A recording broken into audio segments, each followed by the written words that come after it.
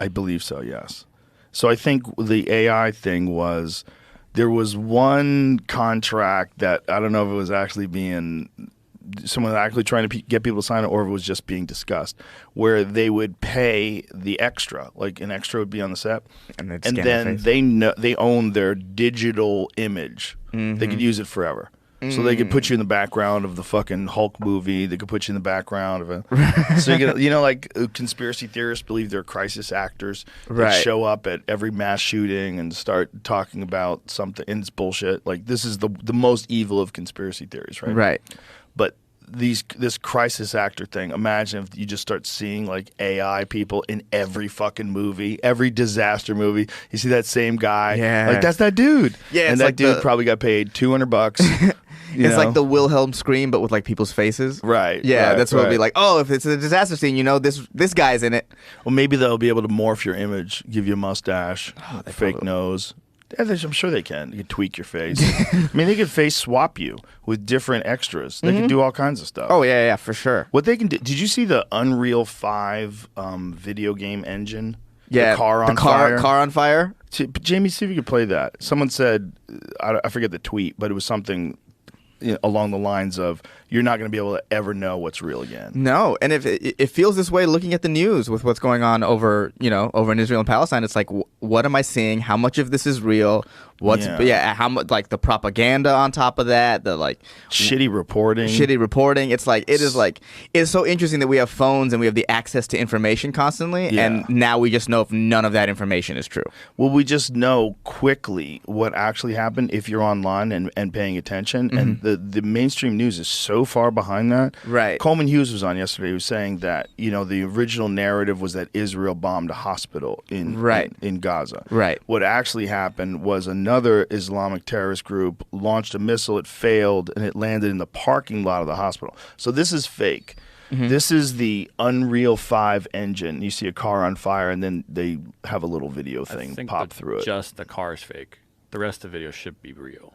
So they inserted a car into a real scene? Is that what they did? Yes. No one really knows, though, honestly, because Unreal Engine looks so fucking good. There's been a new video of the 5.3, and it looks... But I could imagine that's all the video engine. Why would you think it could be, but like right there, that person walking in the background... Yeah, but you could do that. You could. Well, that would be easy, because they're not even in focus. That would be so easy in comparison to this car that's in focus. It's just, I've watched a lot of it. I think that all they did was add that. Okay. Just saying. Well, you might be right, but either way, look how good that car on fire looks. I mean, it looks fucking incredible. Very real. And look how the flames vary. Like, the flames vary like an actual flame would. It's not like, sometimes you will watch like digital flames. They do the same pattern over and over and over again. But this just looks like real fucking fire. There's a level of randomness. It's reacting to the thing in it. Yeah. It's nuts, man. Yeah, the thing is making the smoke move. Motherfucker, dude. They're so good now. You're not going to have any idea. No, you can't tell. You can't tell what's real at all anymore. And I think it was in 2015 they passed a law that allowed the CIA to use propaganda on citizens for the greater good of the nation. There was something like that. I mean, that's always been a thing, though. It's funny that they needed to pass a law. Well, now they can't get arrested for it, or no one can get in trouble for it. Yeah, I guess. I mean, but no one was really getting in trouble for it. No one was really getting in trouble. Yeah, it's like they killed the president allegedly. Right. It's more like them dotting their I's and crossing their T's. Yeah. Like, let's just make sure that What is that law, Jamie? I was just looking it up. I just stumbled across an article from the New York Times, 1977. Worldwide propaganda network built by the CIA. Oh, wow. I can't imagine. 1977.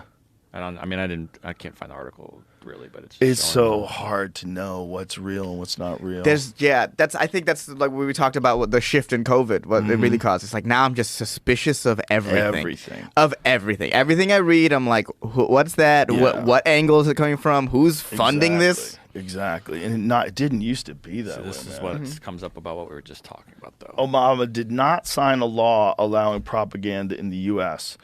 Okay, so here's the claim. Former President Barack Obama signed a law in 2012 allowing government propaganda in the U.S. and making it perfectly legal for the media to purposely lie to the American people. AP's assessment, false. In 2013, Obama signed legislation that changed the U.S. Information and Education Exchange Act of 1948, also known as the Smith-Mundt Act. The amendment made it possible for some materials created by the U.S. Agency for Global Media, the nation's foreign broadcasting agency, to be disseminated in the U.S. The facts: a post circulating on Facebook with a photo of Obama falsely states that he repealed a ban on government propaganda in the U.S. when he signed the National Defense Authorization Act in 2013. The amendment did not repeal the Smith-Mundt Act, but rather lifted some restrictions on the domestic dissemination of government-funded media. Okay.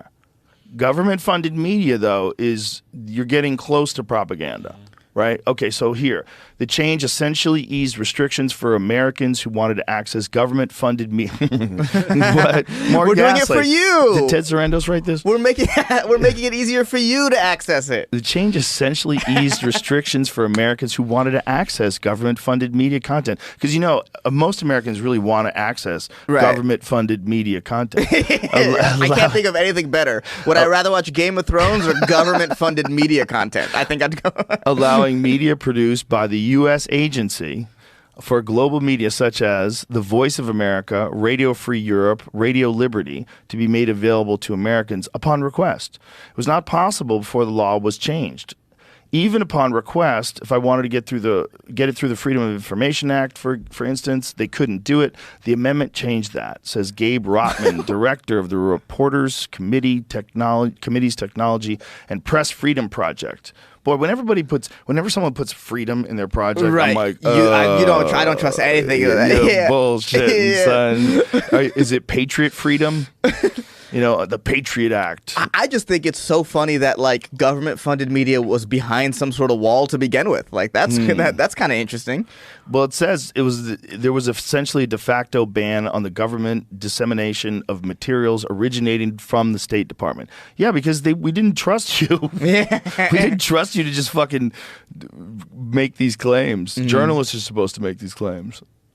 Right. You're not supposed to release the news if you're the government. No. Journalists are supposed to go in there and find out what's actually going on. Right. And then I guess later we find out that they're really influencing these news companies anyway. Yeah. So it's like, what?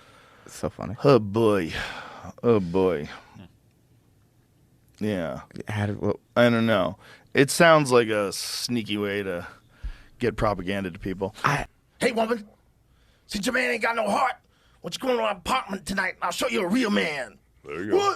What? Fuck you. Hey, woman.